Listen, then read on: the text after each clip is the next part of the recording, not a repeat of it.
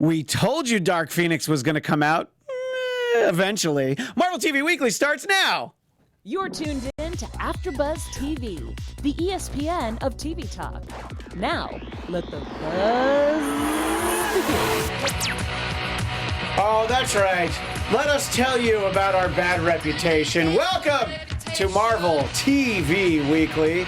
We are going to talk about Marvel TV Weekly, but we'll also talk about movies and some comics and some fun stuff. You know. I am Christian Bladt, joined by Kari Lane. What's up? We're live in the chat. Hello, the people who are live. You're watching later. Comment down below. And Xia Anderson, a.k.a. Xia Land, a.k.a. Xia Landerson. I like how we got to Xia Anderson. We went through all of my names. I'm really into it. Yeah, Thank exactly. you, Christian. It's like an evolution of the name. Yeah. And in the booth, Tony B. Tony, thank you for What's up? thank you for everything you do. Thank you for being you. Thank you for being you too, Christian. Thank you for being a friend.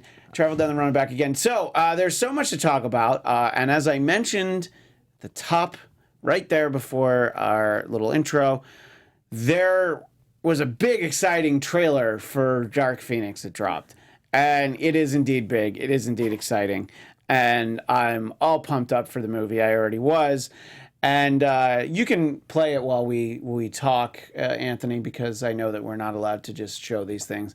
Yeah, that would be fun to do, a show like that where you just show movie trailers and then you like talk after them, but then you run into problems on the YouTubes.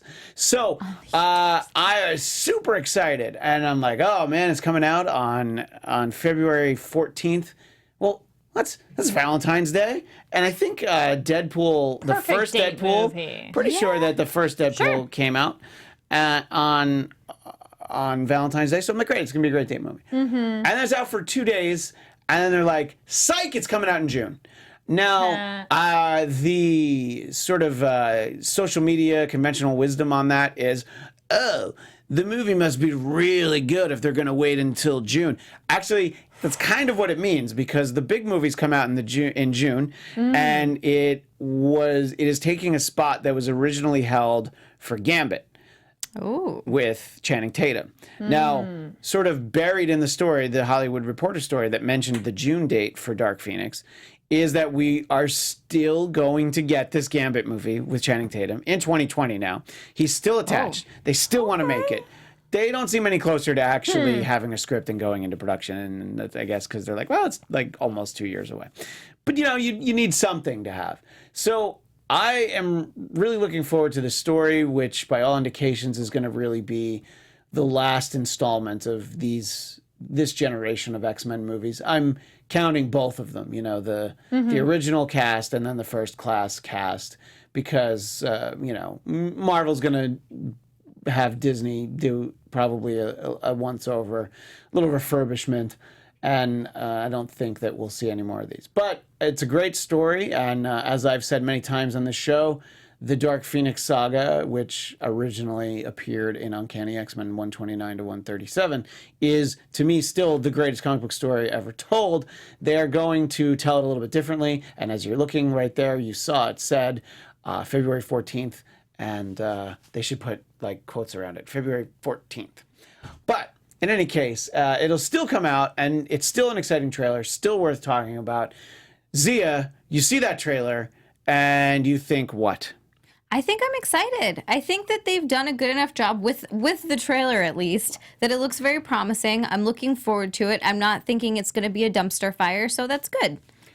Those are all good reactions. Yeah, absolutely. And there are some noticeable differences. People are definitely not happy with the X-Men uniforms that they have in the trailer. But, you know, I think whenever you have them all in the same uniforms, you know, when it's the yellow ones, that is the classic look. But at the same time, yeah, I like when everybody has individual costumes, because these characters all have cool costumes, except for Jean Grey. But when she's Phoenix, she has a cool costume. Yeah. All the rest of the time, it's a little iffy. What were you going to say, I was hearing more of the complaints were not necessarily that they're in different costumes, but that the costumes look very underdeveloped and cheap and not cool like they were in Apocalypse. Yeah, right. No, I definitely agree with that. And by the way, I meant to say June 7th is when Dark Phoenix is supposed to come out. And again, Gambit, you know, 2020, March 13th, 2020. So you want to circle that on your calendars. I said 2019, but that's next year. It's 2020. So, yeah, but still in development. no director. Channing Tatum's on board. He might have to direct it himself at this point. So Kari, what were there positives you saw, or are your feelings about Dark Phoenix kind of where they were before this trailer? I think I was interested before, still interested. I don't know a ton about this storyline, so I'm curious to see what they'll do with it. Looking over at the chat, Black Magic says, I don't mind the costumes.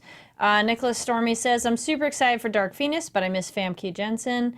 And where was it? Someone else said they were excited. Anyways, Black Magic also said the trailer looks pretty similar to X3, just without the mutant cure stuff, which is an interesting point. It's an interesting point, but I don't know. I had a bad feeling about X3 from the trailer, and a much worse feeling as I sat there at the movie theater, just like, I can't believe they took the best comic book story and just made it boring.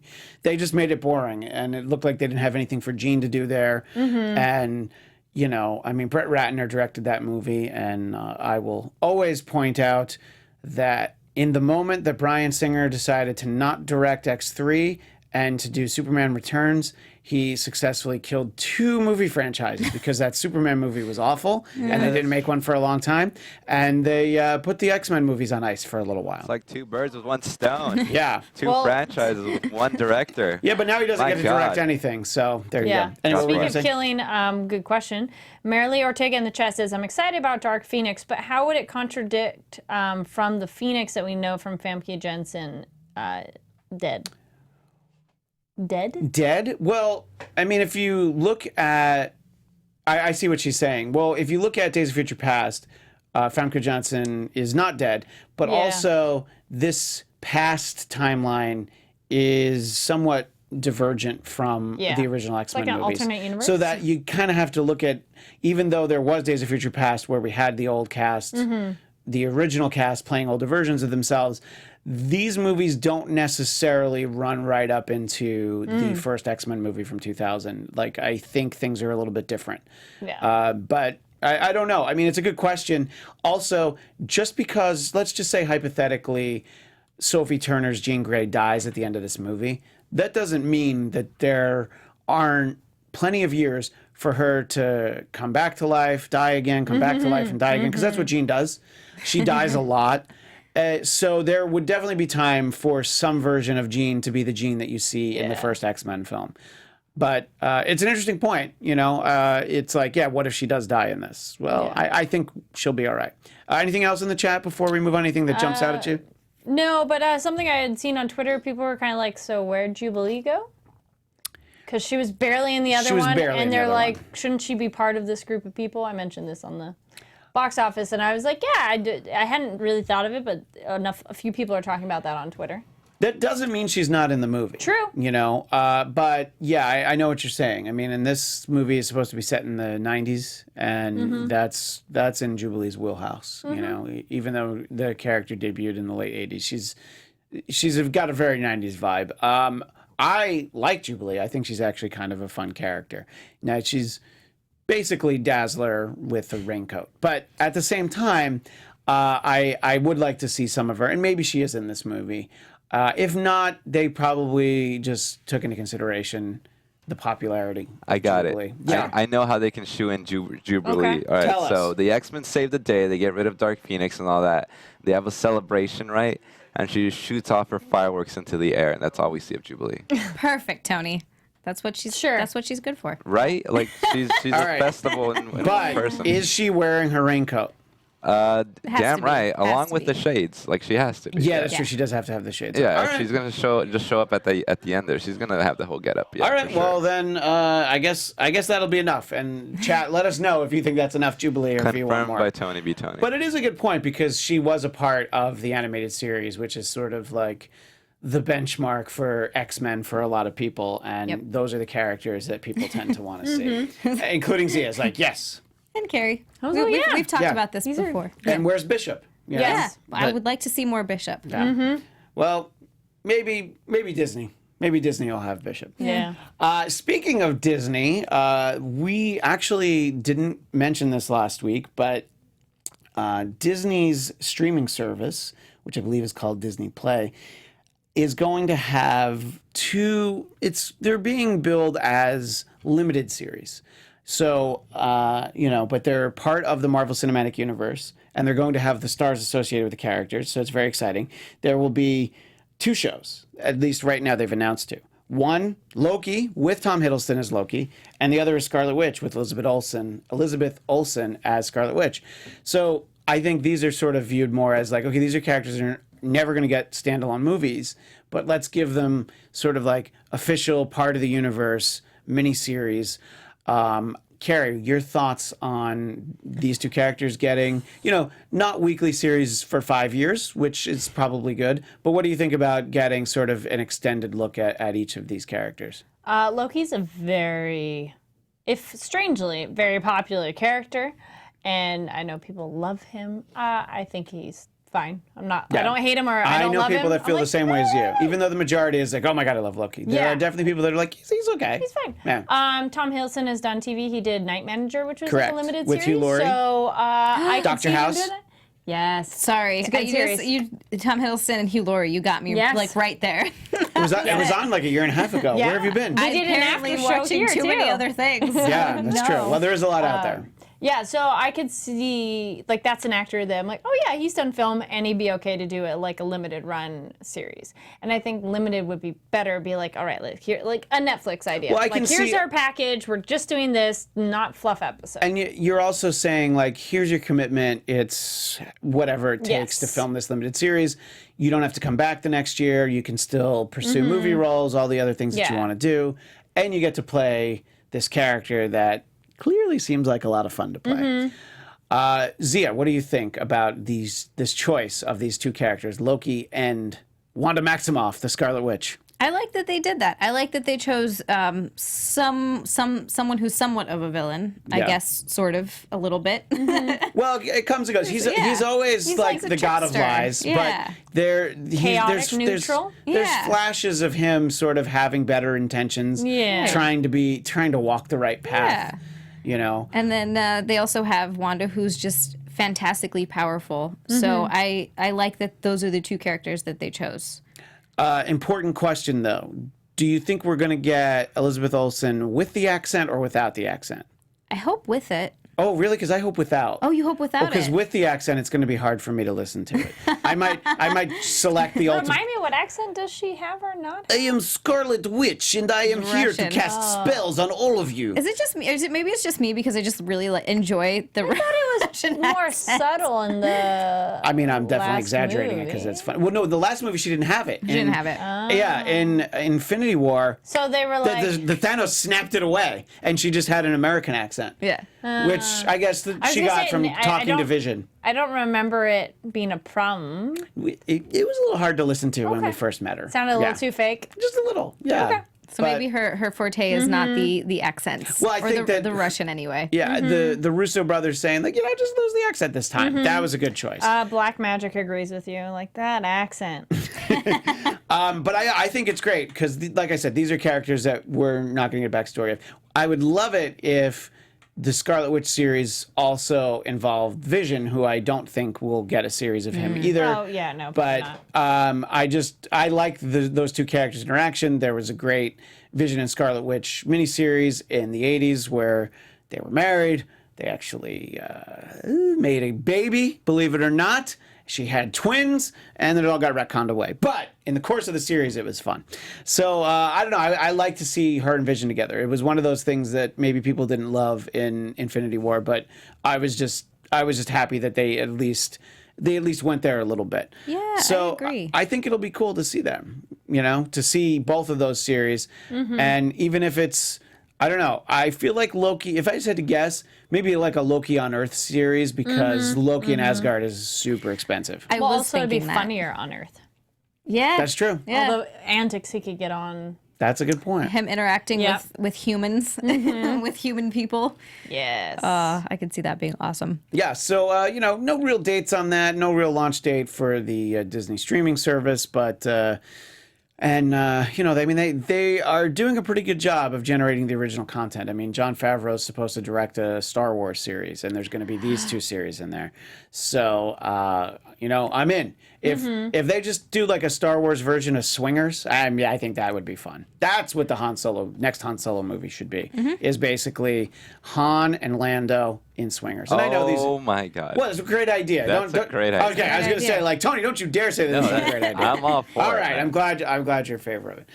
There's some more news to talk about, but before we get to that, Xia has this important message. Hey, AfterBuzzers! Our network produces after shows for nearly all of your favorite TV shows, from dramas, reality TV, sci-fi, and more. There is no network that works harder to serve television fans.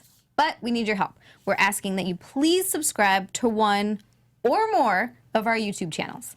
By subscribing to our channel, YouTube will suggest content that is tailor-made for you, and you'll help AfterBuzz continue to grow.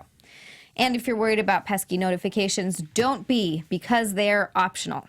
So hit that subscribe button now for this channel and check out our other AfterBuzz YouTube channels as well. Let us know you did so in the comments, and we will thank you on air. For now, thanks for being the best fans and for helping us be the ESPN of TV Talk. Thank you, Xia. Now, we are going to talk about one of the shows that Marvel TV Weekly, when we started, we would get to every week because it was new. And we haven't had any new episodes in a while. We're talking about The Gifted, which airs Tuesdays at 8 o'clock, 7 Central on Fox. And this is season 2. And the first episode is entitled Emergence with a big M. All the titles in the first season had big X's somewhere in there. And I wanted to start with Xia because this was the first episode you ever saw. And any background you had in The Gifted was from sitting at this desk and hearing us talk about it. What were your thoughts, good, bad? Was it confusing at all? Because there was a little recap at the beginning, but I had seen the previous 13 episodes. There was a recap in the beginning. Mostly during the episode, it is relatively easy to put together. The only thing I don't have is different character relationships and how much they mean to each other because I didn't see that build. Complicated layers. I was kind of sensing that, and I was a little bit confused on why. Green hair. Polaris. Thank Lorna you. is her. Lorna, right, was away from her baby daddy, and They had a big argument. Because she used her Something. power to bring down an airplane. Okay. And it killed everybody on it. But it was for a tactical reason that she did that. Yeah, well, it's also in the trailer of he's like, I'm going to love our baby. And she says, our baby's going to need more than love. She's way more for doing violence to get things done. He's Okay. not. And that's sort of the schism in the two groups. A lot of them being together in the first season. And yes. I gotta say, it kind of it really mimics the whole Xavier / Magneto. They're the two different schools of thought. I mean, and in the case of the Strucker (parentheses von Strucker) family, the siblings, Lauren and Andy. Yep. And, we sort of see that they're separated, but yet they're, she's imagining that she's interacting with him and all that. Yeah, that dream sequence. Yeah. I knew that was a dream. I knew it was a dream sequence, but I was hoping it was channeled, though. Yeah, Like that meant more. I think the impression that I get is that it's going to be more. Yeah, All right. it's not confirmed yet. But. Yeah, that's So, true. what else, Xia? Was there anything that you really liked? you know what? From what I heard from the previous season, they used their powers a lot in this episode, and that was really cool. They start off just getting right into it. Yes. I really like the tone of the show. I think they did a really good job with that, making it. It wasn't too cheesy for me. The acting was actually impressive. I actually was watching this and was very, very pleasantly surprised and was like, oh, as long as it doesn't get worse, I can watch this season. It's not going to be like a tough season for me to get through so far, hopefully. Yeah, I would say still don't go back and watch season 1. Okay, You'll be fine. I'm not. You'll be fine. I was gonna ask you if this was enough to make you watch season 1, but I think you just gave me the answer. Yeah, from everything I've heard, I think I'm just going to go ahead and skip it and just jump on in season 2. I would probably watch the last 3 episodes. That's 2 or 3. Yeah. I mean, it definitely picked up towards the end to the extent that I was looking forward to this season. Yeah. Kari, you did watch season 1. did. So your thoughts on the season 2 premiere, Emergence? I thought it was good. I thought it was nice how they pick up things right where we left off. I think Andy's white hair is kind of dumb. Yeah, I wanted an explanation for it. It's just like It's just like He's evil now. It's his evil hair. Is he like? Is he Do you going? have to explain when you change your hair? Well, if that's Well, the she's thing, evil though. now. That's Oh, that's okay, That's why. the got it. thing of like, Got I it. can't tell the way they do it. I can't tell if he just dyed it or if that's a result of Like behavior. using his powers or something. Yeah. And in this world, it could be the other, and that makes it more interesting. But then I'd want to know that. The cuckoos Does that just make sense? the cuckoos just Yeah. stress him out where Like, he's just then getting that's white hair. fine too. I'm down with that. I think it's great that we have the dad. I'm like, oh my gosh. Reed, his powers coming back. Yeah. Because it's like we needed to get to that quick, and as his character is sticking around, we kind of need him to have powers. And then the husband and wife couple in that way of being like the human mutant, they need to have one of them have powers to like for the community to accept them. Yeah. Though they are very helpful of medical and other assistance too, but it just Right. more And dig in. What I always said in the first season was that I just really wanted the parents to go away, get killed, whatever, because they didn't have powers. They were really just dragging the show down so much because it was like they thought people were tuning in to see this family drama, which I wasn't that interested in. Yeah. So him Oh, having I powers also- is interesting because obviously his father had powers, his kids have fathers. It Yes. would make his kids have powers. Yeah. It would make sense if he actually did. They just didn't show up. Some late onset mutant powers. I like that right away that Lauren is like, no, Andy left. They're Yeah. saying that argument right away. I'm like, thank you. No, Yeah, it's no, not. he Wasn't didn't kidnapped. get kidnapped. Yeah. A couple things that I agree and was interesting in the chat, and they also say Nicholas Stormy says, poor Andy, he's getting so much crap. Poor emo teen. Yeah. Yeah. Orlando Williams, I like his hair. It makes him look older. Serenity says, he's hot now. I love his hair. All right. Score one I for feel Andy. like- yeah, it's one of those like me. It could go either way. Yeah. I think I'm curious to see where they continue to develop. Some of it is a little overdramatic because Marcos, it's like you don't know she's dead, and can we take a breath? Like, Yeah. I almost wanted him to have like some like light beam something. He's a father to be. Like, what if know. he's like able to sense his like Then he'd know she's still alive. mainly wife's like, hey, I need to be with her. Like, I don't know. Yeah. I just like he knows for a fact that his baby's coming and he's not there. That would destroy me as a being. I want more powers, which they're showing more of that too. Yes. A little bit. Though it was funny, the one girl that we see briefly of picking up the chair to go out the window, I'm like, it would have been faster for her to pick up that chair and throw it. Yeah. Though, if her force of movement is stronger, I'd buy that. Yeah. That's true. Yeah. I know. I mean, look, not everybody has amazing powers, you know. That's fine. mean, I'm totally okay with that. But it's just one of those like, if you're running out the door, maybe a There little faster. was a mini series called Beauty and the Beast that starred Dazzler and the Beast, Hank McCoy. Yes. And in that mini series, you got to meet people who had powers and were ostracized for being mutants. Yep. But like I remember specifically, there was this one woman who what she could do is she could change the color of flowers. That's all she could do. Yeah. So there's no practical, fighting. There's nothing you can do in a fight. It doesn't help you. It's just like, oh, you're a mutant. I hate Yeah. you. And, oh, look, your roses are now green. And maybe I'm just a little bit excited because then I met Natalie Allen Lind in person. That day I watched the episode. Oh, and so I was like, that's Lauren von Lauren? Strucker. Yeah. That's Lauren's name. Yes. So I met Lauren. She always looked Strucker. she looked like more of a Claire to me. But anyway, go Her ahead. name is Natalie Allen Lind. No, I watched That's it. the actress's name. Yeah. She's been blowing your mind. She's been on 3 shows that I watched. She was on the Goldbergs, she was Yeah. on Gotham, and she's on this show. I never knew that was her name.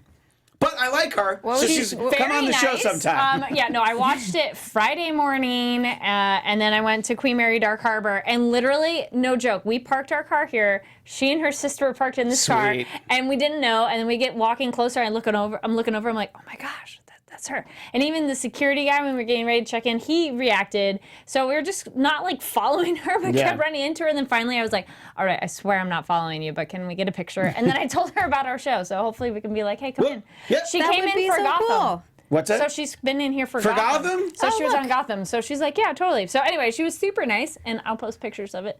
But I sent them messages. I'm like, guys, guess I what know, I saw? and I just had the character name wrong. I knew who it was, Yeah. but I'm like, oh, that. Yeah. But yeah. It was before I'd watched the episode too, so I Yeah, was so like, you're like, I don't You're know like, who that is what? yet. You're like, I have no idea who that is. I know now though. But yeah, now it's cool. I was happy to know that she was very nice in person, because some people, you meet them and they're like, but I'm like, can I get a picture? She's like, yeah, totally. Yeah, I was like that. That's awesome. I was really excited to meet meet Amy Cassandra Martinez, and then you meet her in person, and she is awful. She's a terrible person. Just kidding. She's like one of the sweetest people you could ever meet.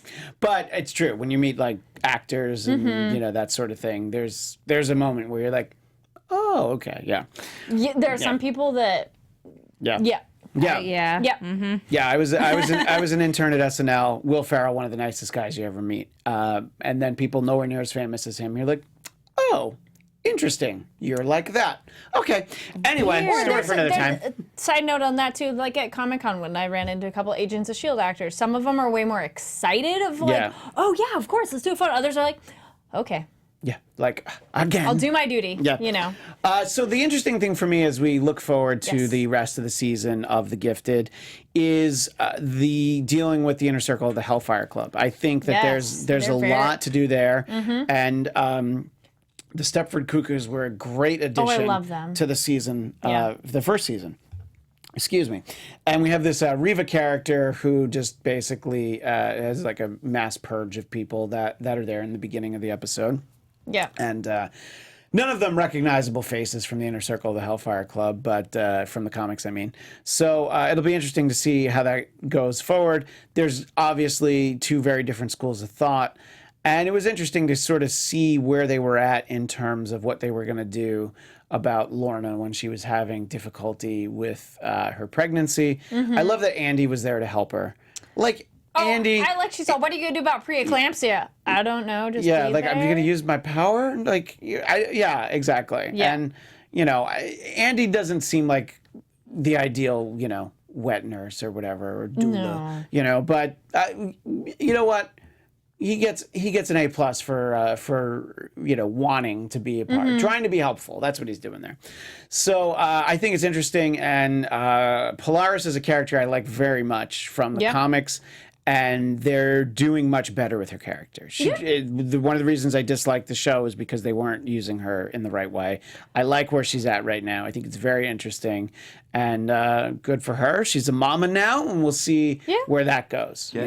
Can I also just say I really love that. I don't know if you guys can hear me well enough. Yes. Hold on. We can hear you. Mess with this. Well, you There it sounded is. good. Yeah, okay, there you go. Is that better? All right, cool. I really like how Polaris and also Andy are they're not completely for where they're at. They're not trusting completely like the organization that they have become a part of. So I like that they're not just like blindly following these people, that they're like slowly questioning them. And that whole Andy and what is it, Lorna, right? Lorna is her name, yeah. Andy and Lorna like dynamic with like, hey, I'm here for you.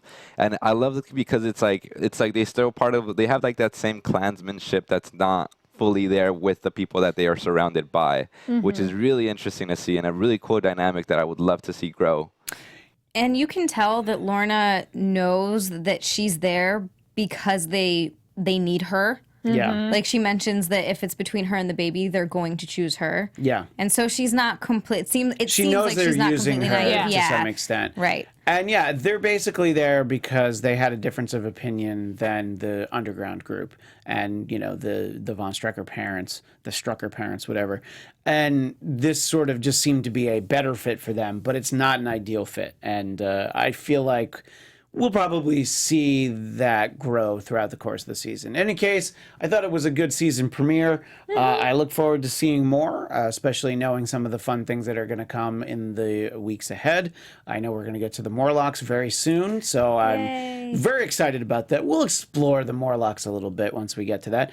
But I did want to talk for a little bit in our remaining time here about some badass female mutants, because Polaris is one of them. Jean Grey as Phoenix is one of them, although the Phoenix Force is not her mutant power, but it shows the full potential that Jean Grey is capable of achieving. So, to that end, I asked the ladies, and I did so myself, to compile a list of what I'm calling badass female mutants, but we can't really put that in a YouTube description. So it would have been like bad A ***, and I just thought that looked stupid. So they're just favorite, but I was thinking of badasses. And Kari, I'd like you to start with your first one, and then there's some overlap between you and Xia, but do you remember who your first one is? As my number one? You're number 3. Okay, so we're going that way. Yeah, That, we're counting down all the hits. In fact, there's a picture of her up there, so then you'll know. Domino. From Deadpool 2, very movie, specifically. yes. Yeah. I don't Interesting know her interesting character in the comics, mostly in New Mutants and X-Force.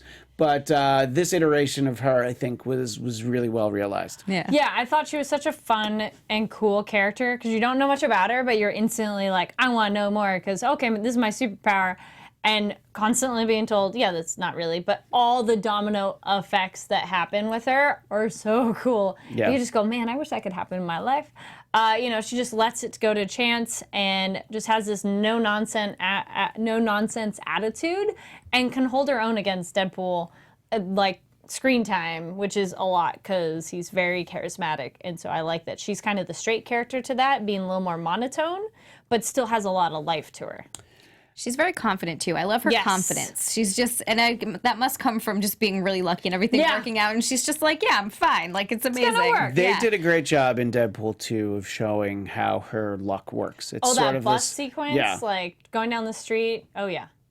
Yeah, in the Spider-Man comics, there was a point where the Black Cat had gotten this like bad luck power, so everyone around her would have bad things happen. So kind of made me think of that. But obviously, this is a big part of Domino. Which we can call back to the series, the animated series with Black Cat, Marvel right? Spider-Man. Yes, absolutely. She has that power. Yeah. Oh, cool. So so that's Domino right there, and so Kari's number 2 and number 1 are Xia's number 3 and number 2.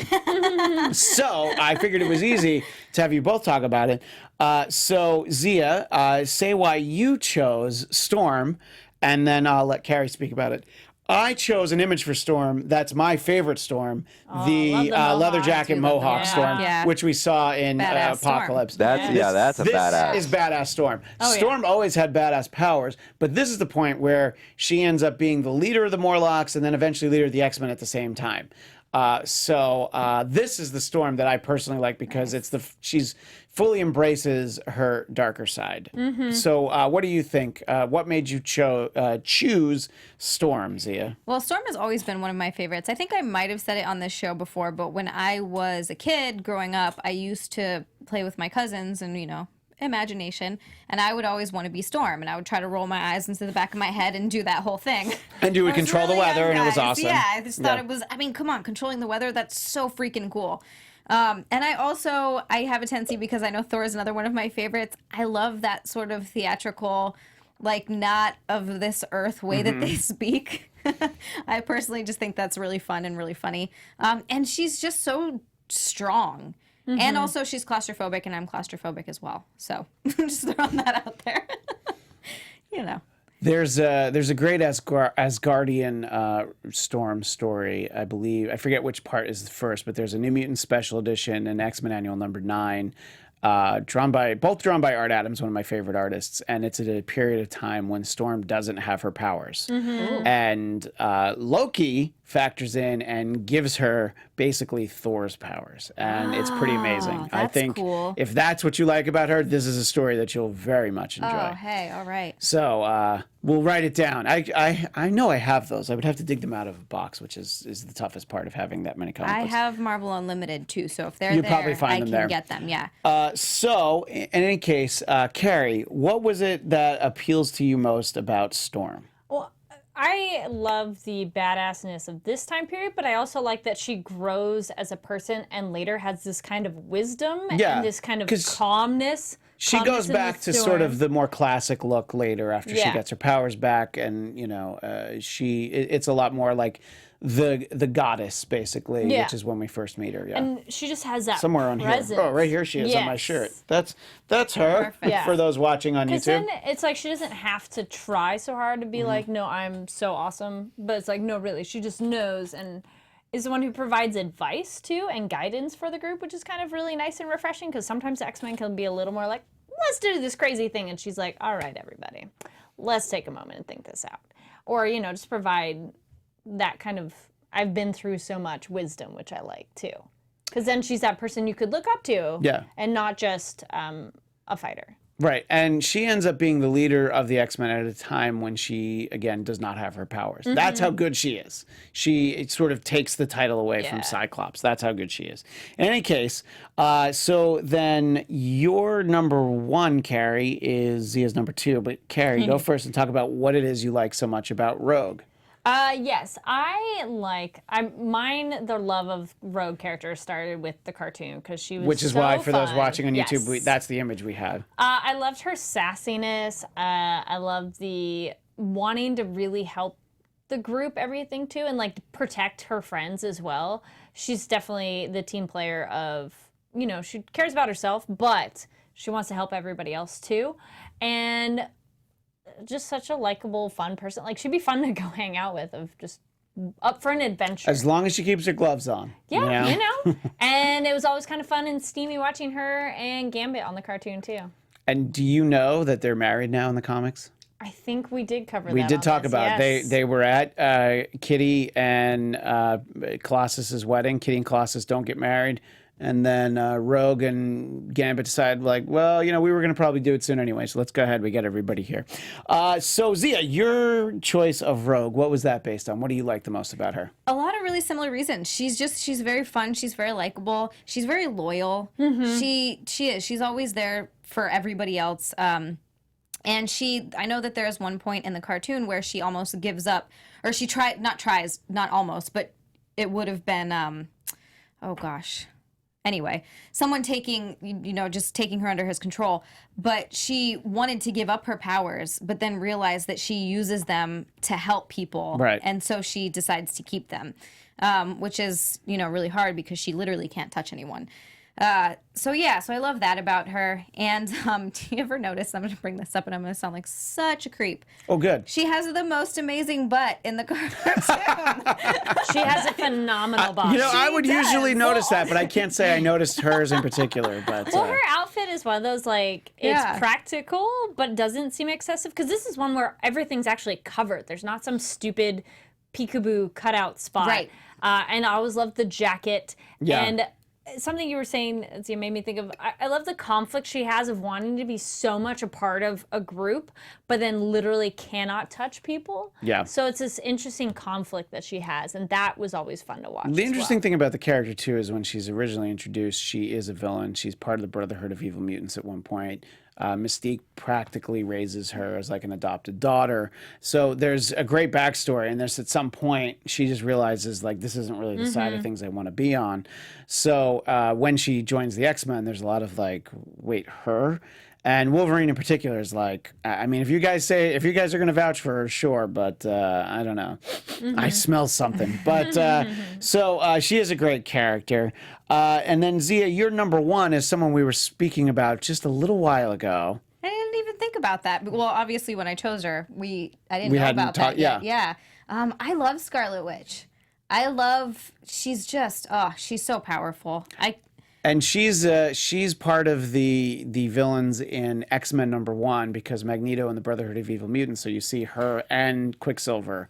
So this is like going back to 1963, I think. Wow. So yeah, so she's been around from the beginning, and people don't always think of her as a mutant. By the way, also as I just said about Rogue, she did start as a villain. Both her and Quicksilver. So, but what are some of the things that you like the most about Wanda? Like I said, she's super powerful. Super.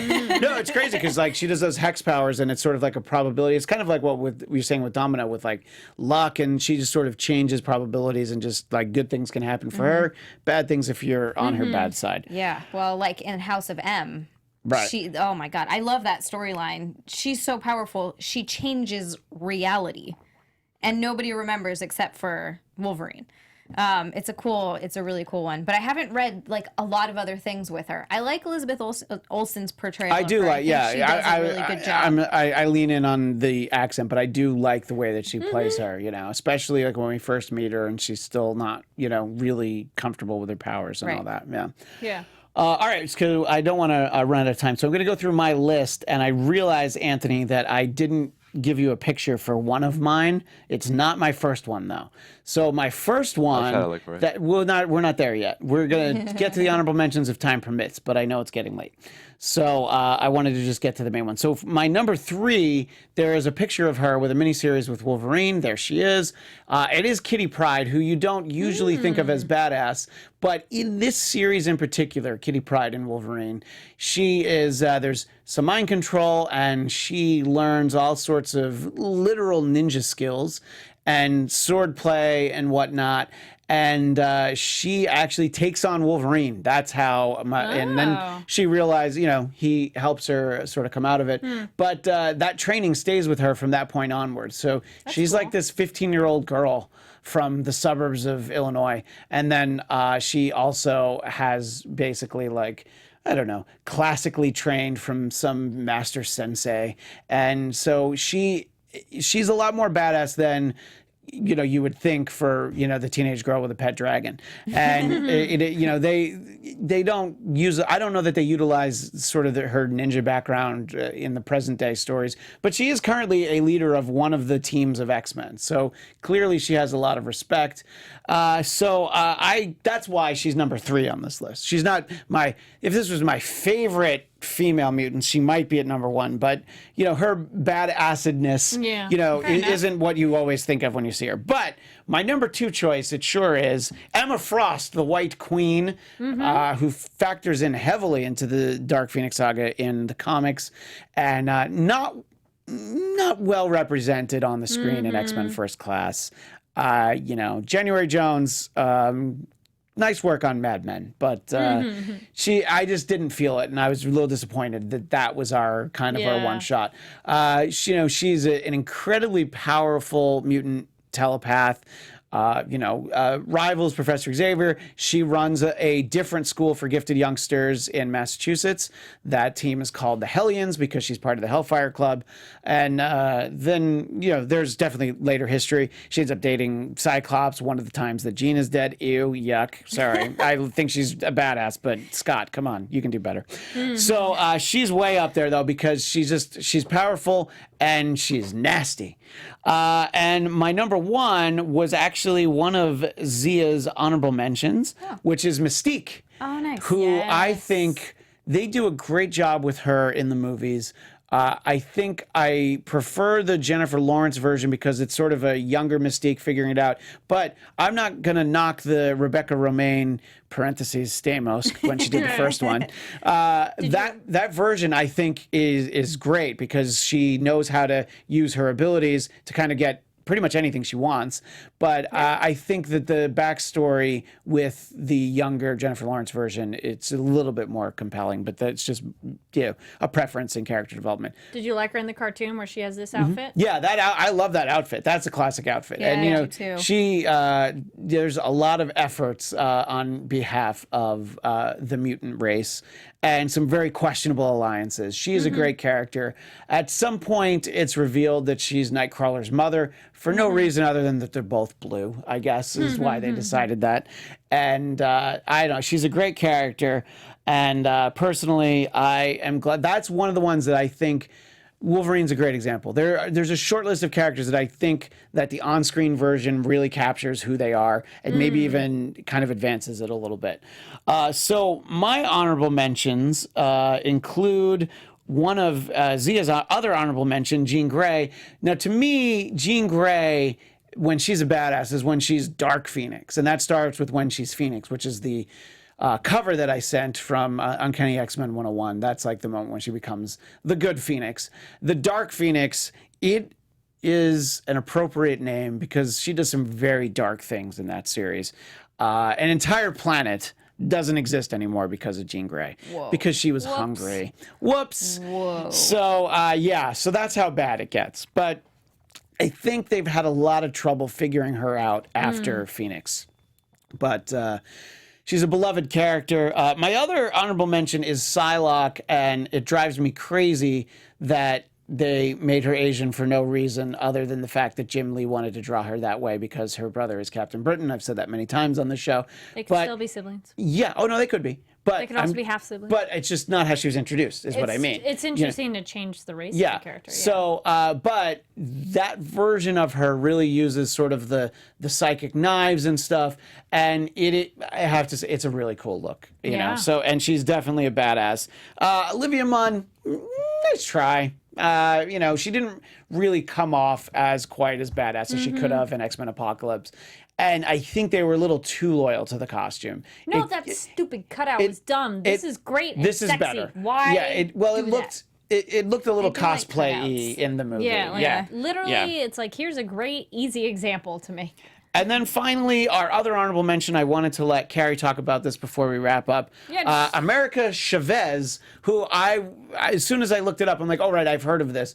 But this isn't a series that I've read, but it's a really interesting choice. So I wanted you to take a moment to talk about it. Is it Chavez? Well, Cesar Chavez, right? Yeah. No, this character, when I was looking up like strong female characters, I came across this character. I'm like, I don't know who this is, but I want to know more. So on this article I found, it says, she's fierce, she's gay, and can literally punch holes in reality. And yet her greatest power may be her ability to broaden our horizons. So she's created in 2011, come a long way. Her appearance in Vengeance #1. Star in Young Avengers. She has recently graduated the big leagues as a member of the Ultimates, ultra-powerful team of the Avengers dedicated to finding constructive, non-violent solutions to Marvel Universe's biggest problems. Non-violent solutions? Pass. Not interested. This is like we'll see. every SJW's like dream. Have you thought about talking about your problems, Magneto? Okay, she's been saving the multiverse since she was a child and is a hero to countless worlds. I've had no idea what an Avenger is. She happens to be one of the most powerful beings in the entire Marvel Universe with off-the-charts strength, speed, and durability. So even long-established heroes like Captain Marvel are in awe of her abilities. And yeah, so I was like, "Ooh, who is this person?" There's that level of power. You know, there's a handful. There's like Adam Warlock. There's a short list of people who are that level of powerful, and they tend to need to keep them away from Thanos because you know, when you have somebody that powerful, they're like, "Oh yeah, Thanos, you're tough, but you know, you're not that tough." Sky Patterson's loves that character, getting her own standalone film soon. But yeah, interesting. Yeah. So anyway, that's our list. Tell us yours. If you're watching the archive version of this on YouTube or on iTunes, just go ahead and send us a comment. We'll give you our social media in a moment. You can tweet them at us and let us know your favorite badass female mutants. I was very specific. I didn't want to say just X-Men. So that's how we were able to get in White Queen and Mystique and some others. Let us know. And I always like doing these sort of lists. So we will definitely revisit this in the future. So anyway, that's it for this week. We will be back next week at 10 Pacific. We'll see after that because I know for sure in 2 weeks I will be in New York. But we'll see. We'll see. Just make sure you follow us on social media so that you can find where the show is. To do that, you can find me at ChristianDMZ. And I have a personal podcast called The Blattcast, BLADTCAST.com. I had a very special guest on the show this week. Xia Anderson was a guest, and we talked about Iron Fist. In case, for some reason, you're not tired of hearing about Iron Fist Season 2. Especially from Xia and I talking about it. You can go ahead and check that out. And since I'm speaking to Xia, where do people find you? You can find me on Instagram and Twitter as well at Xia_Land. It's XIA_Land. And Kari Lane. Yes, you can find me online at Kari D Lane. That's KARIDLANE. And in the booth, we've got @Tony B. Tony_. Yes.